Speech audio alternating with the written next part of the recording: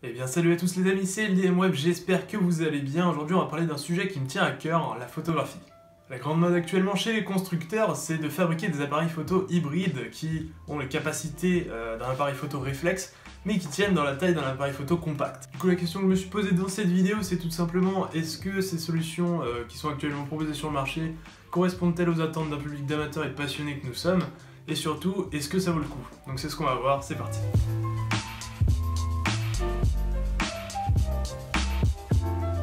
Et pour essayer de répondre à cette question, j'ai pu tester un des derniers appareils photo hybrides de chez Sony, le Sony Alpha 6500.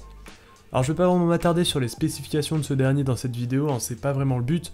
Aujourd'hui je veux surtout comparer du ressenti. En effet, il faut quand même savoir que cet appareil surpasse sur beaucoup de domaines mon appareil photo réflexe, qui est le Canon EOS 750D. Il est capable de filmer en 4K 50 images secondes, à une capacité ISO beaucoup plus importante, une vitesse de mise au point extrêmement compétitive, une connexion Wi-Fi, une puce NFC, bref, niveau caractéristiques, c'est un sacré monstre en fait. Mais bon, je suis pas là pour ça, il y a des millions de tests extrêmement poussés sur les caractéristiques que vous pouvez très facilement trouver sur le web.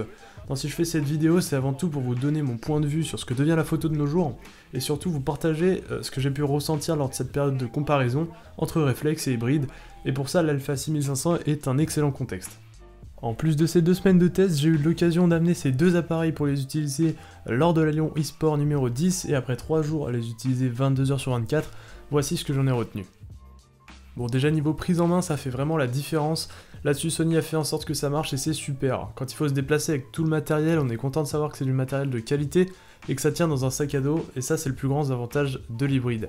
À partir du moment où on commence à maîtriser l'objet, on se sent plus obligé de prendre les gros boîtiers de peur d'avoir une mauvaise image au final. Là ça tient dans la main et pourtant on a confiance en cet objet, donc c'est cool. Après, ce dont j'avais peur, c'est surtout la praticité.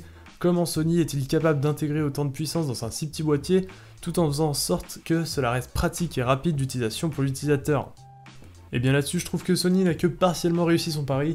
En effet, il m'a été assez aisé d'appréhender la machine après quelques essais, étant moi-même un passionné pour tout ce qui touche à ce domaine. Seulement, un des partis pris de l'hybride, c'est également de donner la possibilité aux jeunes amateurs de débuter avec de bons résultats sans pour autant se perdre dans la complexité d'un réflexe. Et c'est pour ça que j'ai trouvé ça un peu bizarre, parce qu'au final cet hybride se perd lui-même entre donner un maximum de capacité aux professionnels et essayer de rester simple au niveau des logiciels et des boutons pour les amateurs. Du coup, les professionnels ont un peu l'impression d'utiliser un appareil qui ne leur est pas forcément destiné et dont la rapidité d'utilisation laisse un peu à désirer dû à ses sacrifices, tandis que les amateurs ont l'impression d'utiliser seulement la moitié du quart de ce qu'ils pourraient faire avec leur nouveau joujou. Et ça, c'est vraiment un gros point que je voulais aborder avec vous, et on le retrouve dans plusieurs des caractéristiques de l'appareil. Un exemple tout bête, mais la batterie tient à peine quelques heures lorsqu'on l'utilise au maximum de ses capacités, ou encore le fait qu'il faille avoir une carte SD bien spéciale pour filmer en 4K. Moi j'ai des cartes SD de très bonne qualité, très puissantes et rapides pour mon réflexe, et pourtant ça suffit pas. Et je me dis que si moi j'ai pas ce qu'il faut, alors que je suis quand même un peu dans le domaine, et c'est certainement pas les amateurs qui vont pouvoir profiter de cette fonctionnalité, et ça c'est dommage.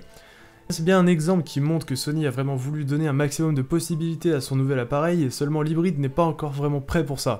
Et du coup ça risque de perdre les gens, et c'est dommage parce que c'est comme ça que ça fait avancer les technologies en termes de photographie. Et là-dessus Sony joue beaucoup de cartes, faut pas lui enlever.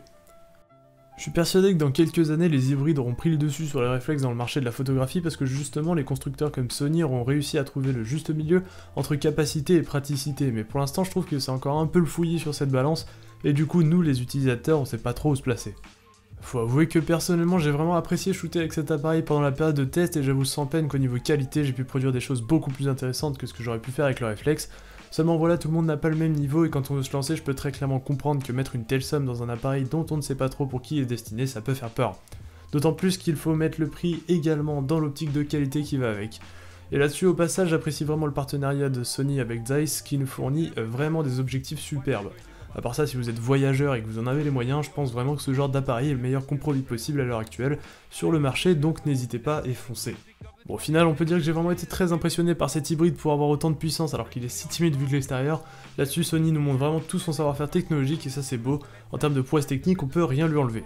Seulement après voilà, est-ce qu'on est déjà assez mature pour appréhender ces technologies suivant nos différentes utilisations? Ça j'ai encore un doute, et je vous laisse donc vous faire votre propre avis. En tout cas j'espère vous avoir partagé au mieux mon ressenti sur cet appareil et sur la photo en général, et si vous voulez voir ce que ça donne plus précisément au niveau du rendu de l'appareil, je vous invite à aller voir ma vidéo sur la Lyon eSport, et du coup je vous dis à la prochaine.